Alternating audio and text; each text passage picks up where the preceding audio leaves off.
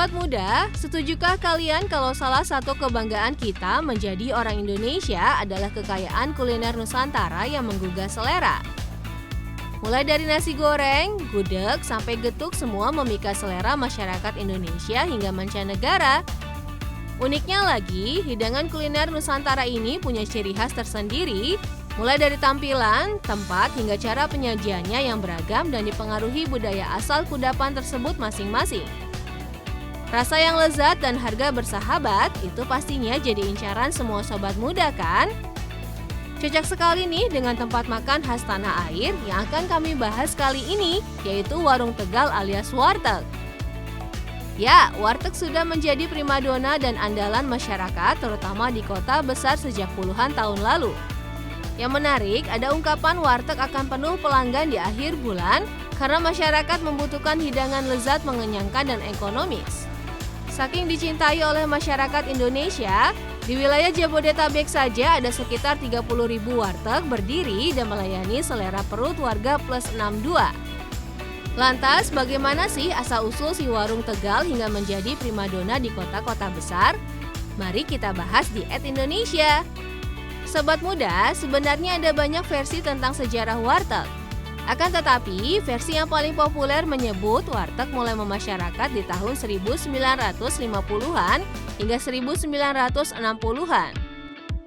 Ya, semua bermula ketika Presiden Soekarno memindahkan kembali ibu kota Indonesia dari Yogyakarta ke Jakarta pada 17 Agustus 1950. Saat itu, Presiden Soekarno ingin menjadikan Jakarta sebagai pusat pemerintahan dan terlepas dari pengaruh kolonial Hindia Belanda.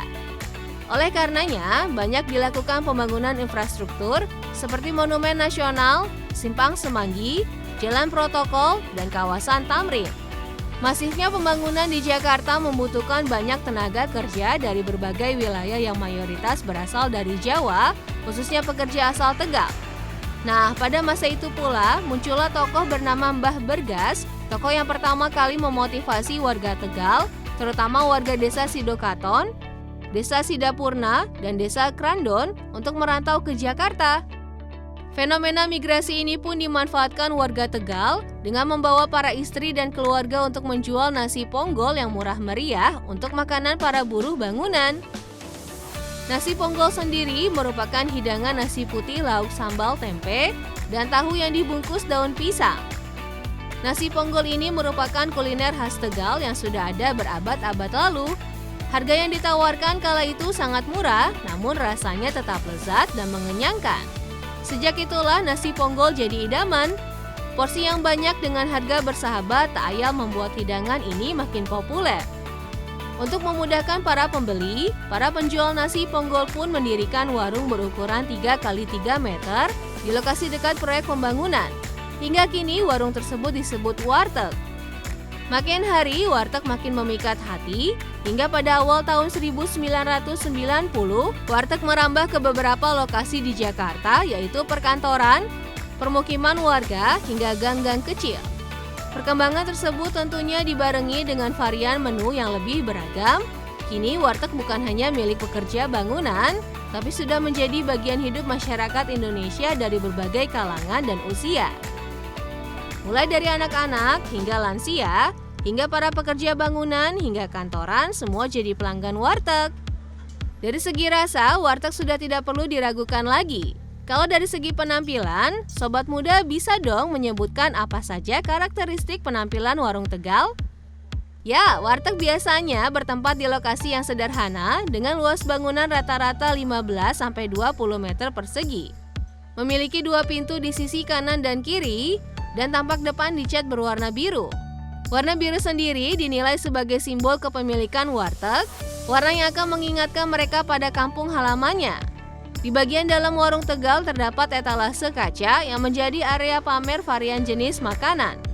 Menu yang ditawarkan pun memiliki ciri yang tak bisa ditinggalkan dan identik dengan beragam produk pertanian, misalnya orek tempe, tumis kangkung, sambal goreng kentang, telur balado, dan telur dadar. Ada intermezzo bahwa warteg adalah warung makan yang canggih karena bisa screen touch dengan telunjuk Anda. Begitu kamu menunjuk makanan yang diinginkan, dalam 1 menit menu pilihan Anda langsung berpindah dari etalase ke piring makanan Anda. Lantas, kenapa orang Tegal yang pintar masak dalam jumlah besar? Ternyata orang Tegal itu sudah jago masak loh dari abad ke-17. Ketika masa orang-orang Mataram menyerang Batavia, Tegal menjadi lumbung padi dan menyuplai makanan. Bahkan pada zaman Belanda, Belanda mengklaim Tegal menjadi lumbung bagi mereka. Sehingga warga Tegal sudah terbiasa memasak makanan berjumlah banyak. Lalu apa yang membuat makanan warteg tetap ramah di kantong?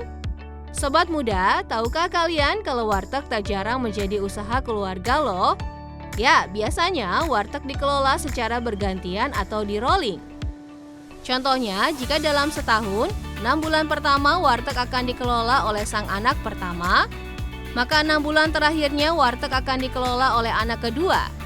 Makanya, warteg di ibu kota terlihat jarang tutup atau libur. Bahkan di hari-hari besar, contohnya seperti Hari Raya Idul Fitri, memiliki cita rasa khas yaitu gurih. Meski warteg kian menjamur di setiap sudut ibu kota, tetap membuat bisnis warteg menarik loh. Bahkan kini warteg ada franchise atau waralabanya loh sobat muda. Jadi, jika sobat muda ingin membuka usaha namun masih bingung, usaha warteg bisa menjadi pilihan yang menjanjikan. Terbukti karena hingga kini masih terus eksis bagi semua kalangan, apalagi jika mendekati akhir bulan.